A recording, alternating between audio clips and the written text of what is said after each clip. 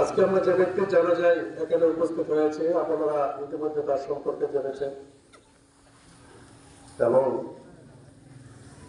দীর্ঘ প্রায় 60 বছরের অধিককাল তিনি এই মাটিতে জন্মগ্রহণ করে আপনাদের সাথে আমাদের সাথে সামাজিক বন্ধনে আবদ্ধ হয়ে চলাফেরা করেছেন। একটু পরে তাকে আমরা কবরস্থ করব। তিনি অত্যন্ত দৃঢ় চেতা এবং শক্ত মনোবলের মানুষ ছিলেন। আমি তার সম্পর্কে অনেক জানি এবং আমার সাথে তার ভালো সম্পর্ক ছিল। কথাবার্তায় সে একটা উদার মনে অধিকারী ছিল।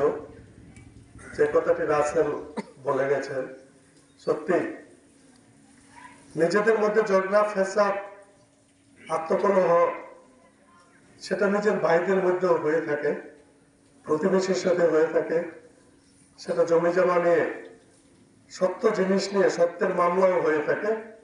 এটা কোনো বিষয় নয়। আজকে যিনি চলে গেছেন তাকে আমরা চিরদিনের জন্য হারিয়েছি। তার এই দীর্ঘ জীবদ্দশায় তিনি আপনাদের সাথে চলেছেন। তার কথার দ্বারা, আচার আচরণের দ্বারা অনেকের মনে হয়তো কষ্ট দিতে পারেন, যাওয়াটা স্বাভাবিক। মানুষ যেহেতু গুণের ঊর্ধ্বে নয়। আমি আজকে এই শেষ বিদায় কালে আমি আপনাদের সাবেক চেয়ারম্যান হিসাবে আমি করজোরে অনুরোধ করব, আসুন আমরা মুসলমান হিসাবে একজন মুসলমানকে বিদায় দেওয়ার সময় আমরা যাতে মন খুলে তাকে বিদায় দিই, তার সমস্ত ভুল ত্রুটি ক্ষমা করে দিয়ে করুণাময় আল্লাহ তাআলার কাছে তার বিধিহে আত্মার মাগফিরাত কামনা করি। আল্লাহ তাআলা যেন তাকে জান্নাতের সর্বোচ্চ মাকাম জান্নাতুল ফেরদৌস দান করেন। আর বিশেষ করে বান্দার হক বান্দাকে পরিশোধ করতে হয়, এটা আপনারা সকলেই জানেন। কোন এক জানাজায় আমাদের প্রিয় নবী হযরত মুহাম্মদ সাল্লাল্লাহু আলাইহি ওয়াসাল্লাম সাহাবীদেরকে নিয়ে জানাজায় উপস্থিত হয়ে গিয়ে দেখেন জানাজায় লোকজন খুব তড়িঘড়ি করছে তাকে কবরস্থ করার জন্য। তিনি জিজ্ঞেস করলেন, তোমরা যে এত তড়িঘড়ি করছো, দুনিয়াতে তার কোনো লেনদেন, কোনো পাওনা দাওনা, তার বিষয়ে সমস্ত ফয়সলা করেছো কিনা? যদি না করে থাকো তাহলে আগে তার দুনিয়াদারি সমস্ত কিছু লেনদেন ফয়সলা করো, তারপরে জানাজা বা কবরস্থ করো। সুতরাং তড়িঘড়ি করার কিছুই নেই। আমরা যারা এই পৃথিবীতে বেঁচে আছি, আমরা প্রত্যেকেই আমরা ঋণী একজন আরেকজনের কাছে। সেটা আমাদের পারিবারিক কারণে, সামাজিক কারণে, অর্থনৈতিক অভাবের কারণে আমরা সেটা করে থাকি।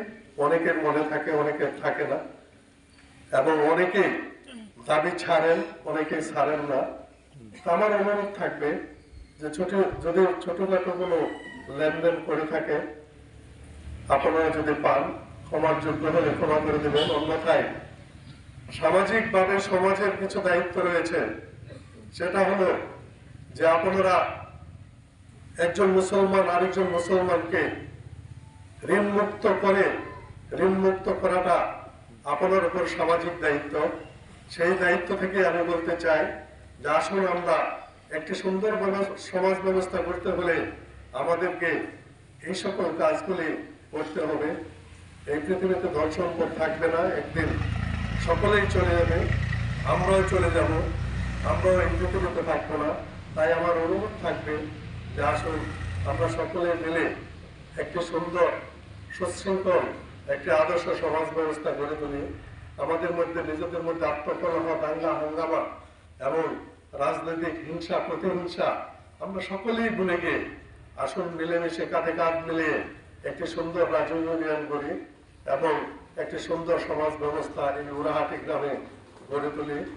পরিশেষে আজকে আপনারা জানেন যে আমার ছোট ভাই ফখরুদ্দিন বাচ্চু তিনি ধানের শীষ প্রতীক নিয়ে একটি বৃহৎ দল থেকে নির্বাচনে অংশগ্রহণ করছেন। গত পরশুদিন নির্বাচনে তফসিল ঘোষণা হয়েছে। আগামী 12ই ফেব্রুয়ারি নির্বাচন, তিনি বিভিন্ন জায়গায় বিভিন্ন প্রোগ্রাম, এত প্রোগ্রাম যেটা বলা বাহুল্য, সেই সকল প্রোগ্রাম শেষ করতে গিয়ে তার অনেক সময় লাগে। এবং সে আমাকে বলেছে যে আনোয়ার ভাই, আমি তো আসতে পারবো না। এবং আজকে উড়াহাটি গ্রামে 2 জন লোক মারা গেছেন, একজন বিষরথলিতে, একজন বৃদ্ধ লোক, অনেক বয়স্ক, যা উড়াহাটি গ্রামে আছে কিনা সেই বয়স্ক লোক আমার জানা নেই। তাই সেই জানাজাত আপনারা থাকবেন।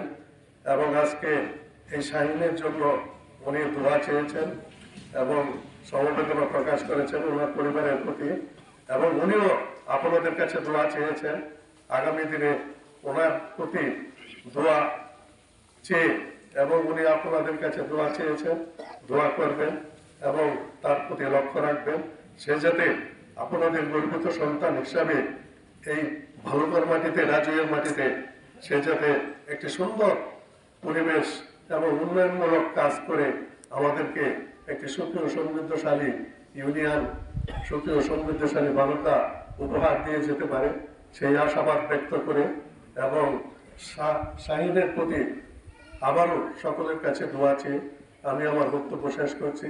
আল্লাহ হাফেজ, সকলকে ধন্যবাদ। আসসালামু আলাইকুম।